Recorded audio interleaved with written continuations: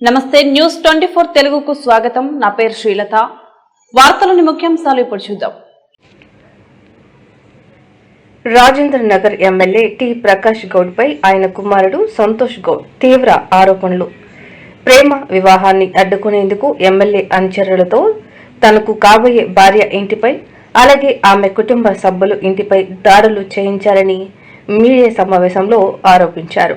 ఈ ఘటనపై స్థానిక పోలీసులకు ఫిర్యాదు చేసినప్పటికీ రాజకీయ ఒత్తిళ్లు కారణంగా ఇప్పటి వరకు ఎఫ్ఐఆర్ నమోదు చేయలేదని సంతోష్ గౌడ్ పేర్కొన్నారు. అంతేకాకుండా తమపై తప్పుడు కేసులు నమోదు చేస్తున్నారని, ప్రస్తుతం తమ ప్రాణాలకు ముప్పు ఉందని ఆందోళన వ్యక్తం చేశారు. ఈ వ్యవహారం వెనుక రాజకీయ ఒత్తిళ్లు ఉన్నాయని సంతోష్ గౌడ్ ఆరోపించారు. ఎమ్మెల్యే ప్రకాష్ గౌడ్ వాళ్ళ అబ్బాయిని నేను శ్రీయశ్ అనే అమ్మాయిని ఇష్టపడుతున్నాను. రీసెంట్గా మాకు జూలై 8న ఎంగేజ్మెంట్ కూడా అయ్యింది. ఇదంతా మా పేరెంట్స్కి తెలుసు, వాళ్ళ కన్సర్న్ ఉంది, వాళ్ళు ఒప్పుకున్నారు. అంటే వాళ్ళు ఊగా చేయడానికి అగ్రీ చేయలేదు, కానీ నీకు ఇష్టం ఉంది కాబట్టి నువ్వు చేసుకోవచ్చు, నీకు పర్మిషన్ ఇస్తున్నా అని చెప్పారు. అలా మేము మా అత్తమ్మతో మేము వాళ్ళ ఫ్యామిలీ కలిసి ఎంగేజ్మెంట్ చేసుకున్నాము, పబ్లికల్లీ చేసుకున్నాము, అందరికి తెలుసు, ఇంట్లో కూడా తెలుసు అందరికీ. నేను ఆల్మోస్ట్ ఇక్కడ 1 మంత్ అవుతుంది ఇక్కడ ఉండి, వీళ్ళ ఇంట్లోనే ఉంటున్నా, మా ఇంట్లో కూడా తెలుసు, అందరికీ తెలుసు. కానీ నిన్న కొంతమంది ఒక 40 మెంబర్స్ అట్లా మా ఇంటిపైకి ఇక్కడ దాడి చేసినారు. ఆ ఎవిడెన్స్ కూడా మీరు ఇక్కడ వెనకాల మొత్తం అటాక్ చేసినాయి, డోర్ పగిలినాయి, అవన్నీ ఇక్కడ ఉన్నాయి. ఇదంతా ఓన్లీ ఈ మ్యాటర్ అమ్మాయి విషయం వల్ల ఇదంతా జరుగుతుంది. తప్పు చేసినట్టు నా మీద నింద చూపుతున్నారు.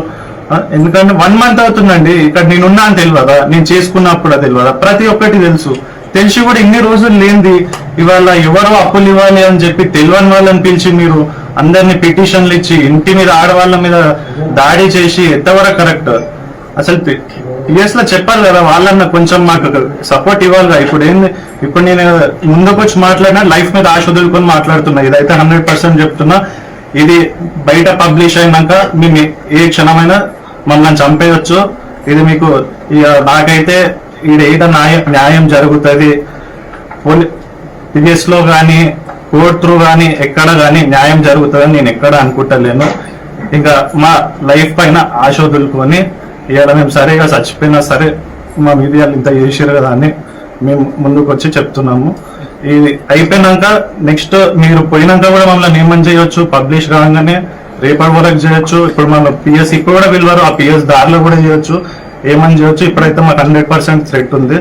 ఎట్లా ముందు నుంచి ఉంది, ఇప్పుడు అని కాదు, ముందు నుంచి కొంచెం ఉండే. ఇప్పుడు ఎట్లా వాళ్ళంతా తెగించినాక ఇంకేముంది, బతకడానికి ఇక్కడ ఏముంది, ఇక ఎట్లా చంపేసేదానికి ఎందుకు అన్నట్టు నేను ముందుకు వచ్చి చెప్పి ఎట్లా ఇప్పుడు మా ముగ్గురులా మేము చనిపోతే వాళ్ళు ఎవరు చేయించారో మీకు కాల్ డేట్ అవన్నీ ఇస్తాను, వాళ్ళ వల్లనే నేను చనిపోయినా అని మీరు అందరు రాసుకోవచ్చు.